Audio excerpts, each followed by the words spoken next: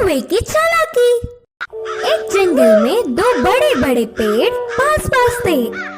एक पेड़ पे कौवे घोंसला बनाकर रहते हैं तो दूसरे पेड़ पर कबूतर रहते थे। पूरा दिन खाना ढूंढते हुए शिकार के लिए भागते थे। शाम ढलते ही अपने अपने स्थानों पर विश्राम करते थे।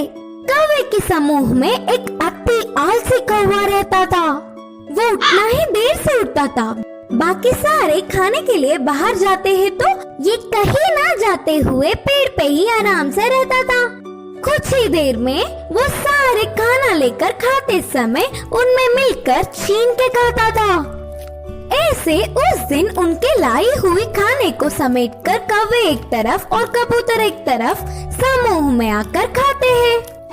तो कौवे हर समय झगड़ते हुए अपने अपने बल से आहार लेते थे।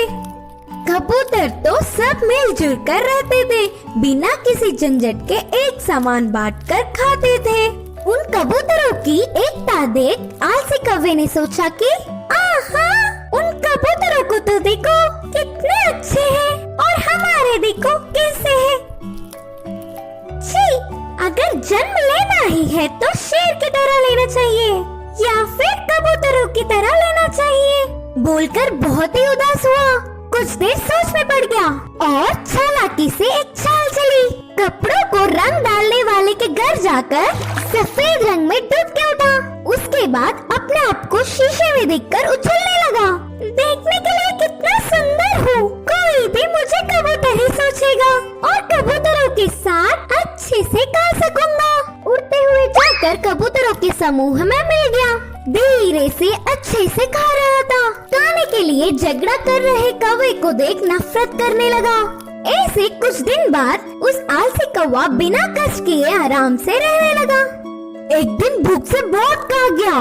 गले में खाना अटकने से पानी के लिए रोक नहीं पाया और तुरंत बोल के जोर से चिल्लाने लगा। इससे कौवे की पोल खुल गई और क्या, सारे कबूतर मिलके कौवे को चोट से मारते हुए भगा दिया। अरे बाबा, थोड़ी भी रहम ना खाते हुए चोट से मार रहे हैं। अब फायदा नहीं, मैं मेरे रूप में बदलना ही ठीक है, बोल के सोचकर पानी में डूबा। मजाक ये था कि वो कड़ी रंग होने के कारण वो गया ही नहीं। बिना कुछ समझते हुए अकेला ही रह गया।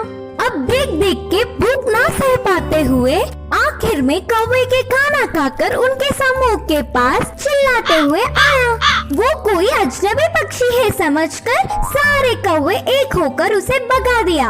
उस आलसी कौवे की चाल विफल होकर उसके लोग भी आने नहीं देने से आखिर में अकेला रह गया। इस कहानी की नीति है कि बाजू वालों के लिए भागने से अच्छा हमारे लोगों से खुश रहे।